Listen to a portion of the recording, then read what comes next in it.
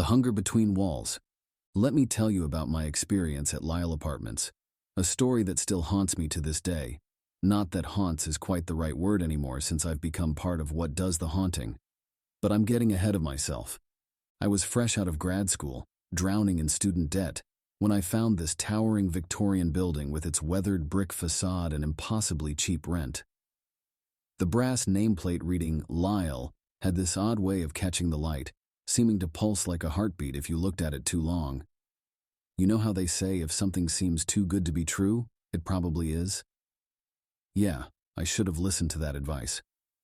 I ignored all the warning signs, the way pigeons wouldn't land on the windowsills, how even homeless people crossed the street rather than walk in Lyle's shadow, the fact that every listing site had different numbers for how many floors the building had. When you're counting pennies and desperate for housing, you rationalize these things away. Your mind becomes surprisingly good at explaining the inexplicable. The first person I met was Mrs. Wilkins from 4B, a frail, elderly woman who invited me over for tea on my second day there. Her apartment smelled like mothballs and desperation. Her walls were covered in old photographs of former tenants. The eyes in the pictures seemed to follow me around the room. I also noticed that the same faces appeared in photos decades apart, never aging. "The building chooses," Mrs. Wilkins told me, her hands trembling as she poured tea into delicate cups that never seemed to empty. "First, it tests you with noises, then you start feeling hungry." She never finished that thought, just stared into her cup with tears streaming down her face. The weird scratching sounds in the walls started on the third night. At first, I tried to rationalize it. Old buildings make noise, right? But then things escalated. As I reached for the light switch, I noticed something strange happening with the shadows. They seemed to be shifting and elongating, almost like an eerie hand reaching out for me before quickly retracting when the lights came on. My ceiling developed these dark spots that vanished when I looked directly at them, like floaters in your vision. Even the mirrors started playing tricks, showing reflections that moved a split second too late or smiled when I wasn't smiling. Sleep became impossible. I started keeping a journal of all the strange occurrences, windows frosting over in summer, doors slamming by themselves, this horrible rotting smell seeping from the electrical outlets. The building's maintenance man, Mr. Graves, would fix the things that broke, but his repairs never lasted. I'd see him in the halls sometimes, this tall, gaunt figure who seemed to appear and disappear at random. His skin was so pale it was almost translucent, stretched too tight across his bones. Then came the night Mrs. Wilkins disappeared. The screams from her apartment were unlike anything I'd ever heard. Not just terror, but the sound of someone's very soul being torn apart. The next morning, Mr. Graves simply hung up a "for rent" sign on her door like nothing had happened. When I asked about her, he just smiled, showing too many teeth, and said, "Mrs. Wilkins decided to become a permanent resident." That's when I decided to investigate the basement, where the scratching was the loudest. God, I wish I hadn't. My flashlight revealed what the building actually was: a living tomb. Human remains were embedded in the walls like some twisted museum exhibit, partially absorbed into the structure itself. Bones and tissue merged with brick and mortar, faces pressed against the surface in eternal screams. I tried to run, but suddenly the hallways didn't make sense anymore. Every turn led back to that room of bones. And there was Mr. Graves, waiting for me. His skin so thin I could see his skeleton underneath, smiling that terrible smile. Now I understand what Mrs. Wilkins meant about the building choosing. Lyle isn't just haunted, it's hungry. We're all part of it now. Mrs. Wilkins, the other missing tenants, and me. Our consciousness spreads through the building like a diseased nervous system. We're forced to scratch at walls and whisper through vents, trying to warn new tenants. Some listen and leave. Most don't. The building likes to play with its food, you see.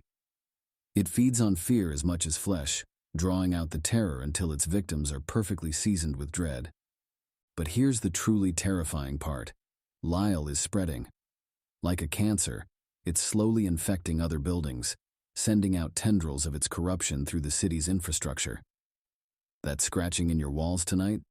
Might just be pipes or mice, or maybe we're your new neighbors, learning what makes you afraid. After all, Lyle isn't satisfied being just one building anymore. It's developing a taste for entire city blocks. Sometimes, on quiet nights, I can feel myself spreading with it, my consciousness stretching through pipes and electrical lines into other buildings. And I wonder, how long before the whole city becomes Lyle? How long before that scratching in your walls isn't just a warning, but a welcome to return home? Willow Park's whispers. You know those moments when you realize you should have listened to all the warnings, when the red flags were so obvious in hindsight? Yeah, this is one of those. I ran this paranormal investigation blog called Unknown Corridors. Nothing too fancy, just exploring local legends and mysteries, attempting to separate fact from fiction. That brought me to Millbrook, a picturesque little town with pristine gardens and a disturbing history of disappearances. 23 people had vanished over 10 years, if you can believe it. The official explanations read like small-town cliches: lost hikers, runaway teens, tourists wandering off trail. But the timing caught my attention, always in groups of 3 or 4 during the dark moon. I set up my makeshift office at the Crooked Oak, one of those bars where decades of whispered secrets have soaked into the wood. Photographs lined the walls, the usual town history stuff, except for one corner dedicated entirely to missing persons posters. The bartender, Tommy, was an old-timer with more gray in his beard than brown. He watched me work every night as I spread out my laptop and notes, trying to piece together the puzzle while nursing bourbon. One night, after most patrons had cleared out, Tommy leaned over the bar. I can still smell the cigarette smoke on his breath as he whispered, "You're treading dangerous waters, kid. Some things about those woods, people want them staying buried."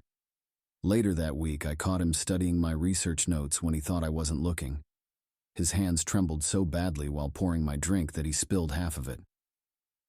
The real breakthrough came when I met Margaret Pierce, treasurer of the Millbrook Ladies' Garden Club. She lived in this gorgeous Victorian house bordering Willow Park, the sort of place that belongs on postcards, with its impossibly perfect rose garden and intricate lattice work. The roses caught my eye immediately, deep crimson blooms the size of dinner plates, flowering months out of season. One afternoon, Margaret invited me for tea, served in bone china cups that looked centuries old. Her living room walls were covered with pressed flowers in antique frames, each meticulously labeled with dates from the 1800s. She told me about Joe Ridgely, a journalist who disappeared in '86 while investigating the park's history. Then she showed me something that changed everything: her grandmother's diary. The leather-bound journal was filled with strange sketches and symbols, the ones I'd noticed carved into trees throughout Willow Park.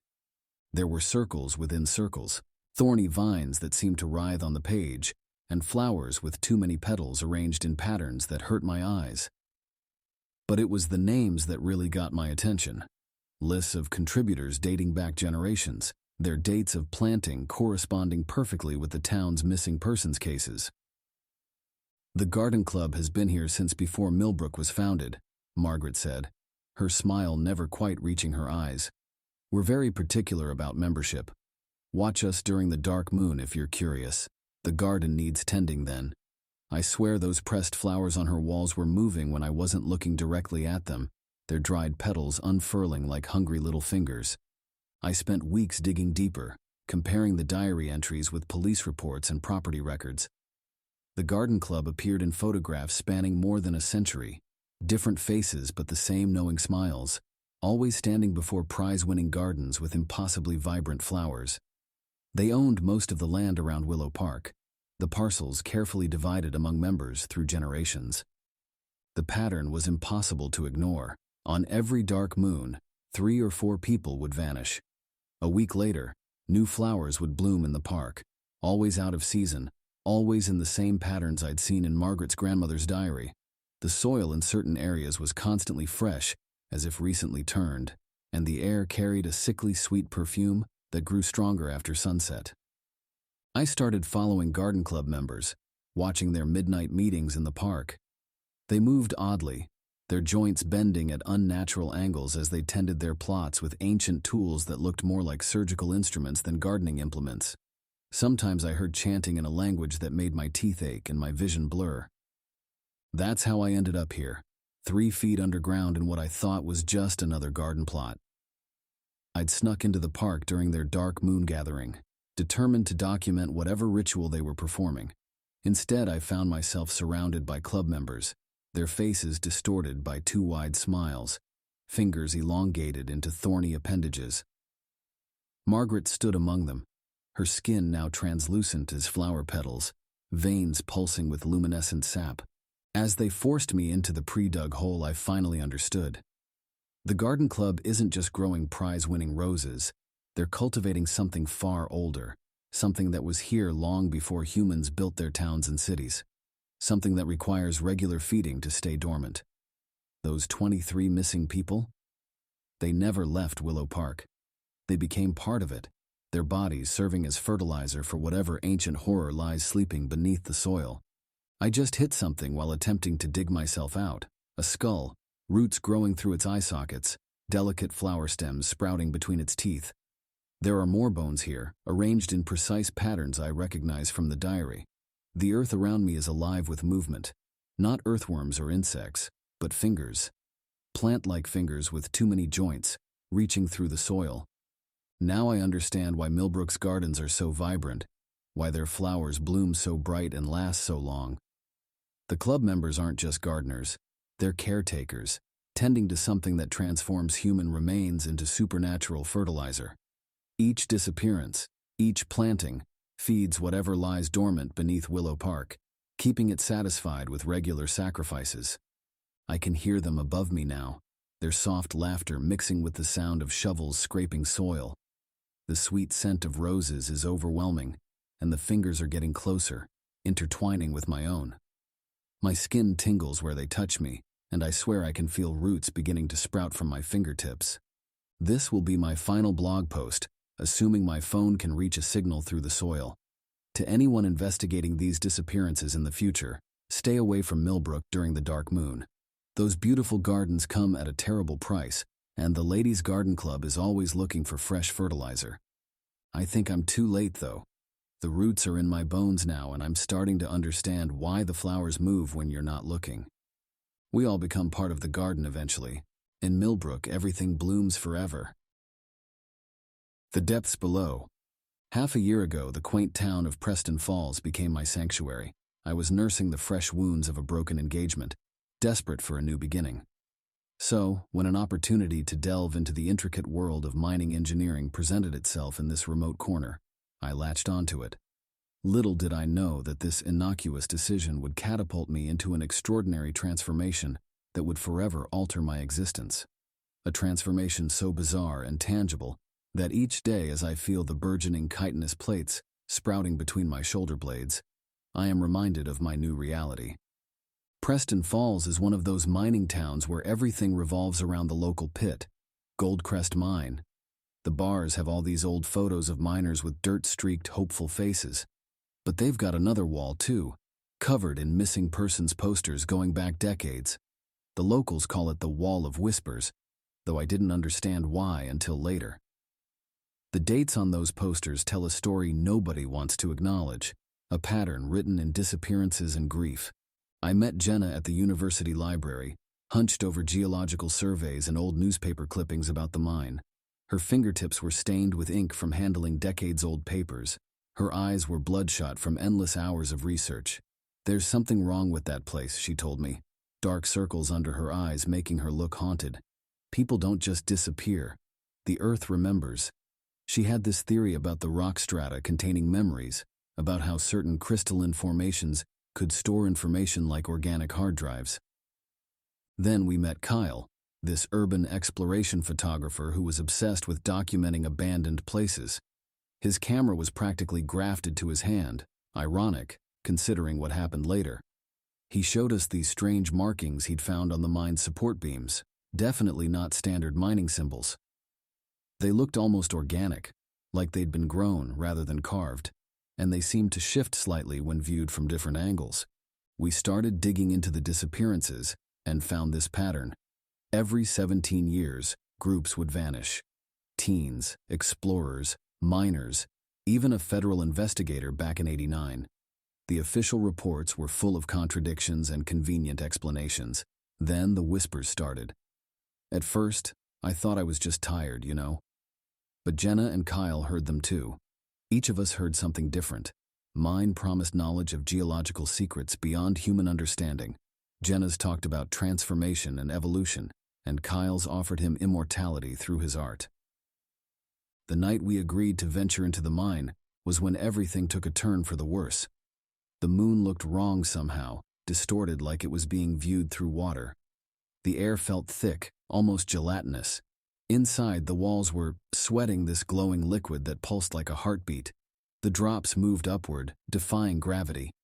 We found all this abandoned gear, including a phone still displaying these weird symbols that made my eyes water, the same ones from the support beams, but now they were moving, changing, telling us stories we couldn't quite understand but couldn't stop watching. We should have stayed together, but those whispers got louder and more demanding. They knew exactly what we wanted, what we feared, what we dreamed about in our darkest moments. We each followed our tunnel, chasing our obsessions. The walls seemed to breathe, and I swear I could feel something vast and ancient watching us through the rock itself. I'll never forget what I found in that central chamber, this massive pit filled with, God, I can barely describe it. White, twisted figures that used to be human, their skin transparent enough to see insects moving inside them. They were still alive somehow, transformed into living incubators for something that was neither insect nor crustacean. Then Jenna appeared. But she wasn't Jenna anymore. Her jaw split into mandibles, teeth glowing with bioluminescent fluid. Kyle showed up with extra limbs, his beloved camera fused into his flesh, lens opening and closing like a hungry mouth. The Queen. She was ancient, massive, a horror of flesh and shell with countless faces, tentacles thick as trees with eyes that had seen centuries. That's when I realized. All our research, our obsession, it was just her way of bringing more victims to her nest. She'd been calling us all along, singing to us through the rock, through time itself. She showed me visions of the world before humans, when her kind ruled, and visions of what's coming next. I barely escaped, but I didn't get away clean. My skin? It moves now. Shell pieces are growing between my shoulder blades. My teeth are sharper, and I can taste colors in the air. The whispers are getting louder each night, and sometimes I catch glimpses of other changed ones in mirrors and windows. Preston Falls has more residents than the census shows. Tomorrow I'm going back, through the storm drains and basement corners. The Queen's children are everywhere in Preston Falls. It was their land first, and they're taking it back. This town isn't just built on a mine. It's built on a nest, and it's hatching. You probably think I'm crazy, but soon enough you'll hear the whispers too. They'll tell you exactly what you want to hear, and promise you everything you've ever dreamed of. And when curiosity finally pulls you into the dark, my new family will be waiting. We're always looking for more company. After all, evolution requires test subjects, and the Queen is very, very patient. She's been waiting 17 years. It's time for another harvest. Look closely at your own town's missing person posters. Check the dates. And if you start hearing whispers about knowledge or transformation or immortality, run. Run far and fast. Because some mysteries aren't meant to be solved and some changes can't be undone. But you won't run, will you? I know this because I didn't either.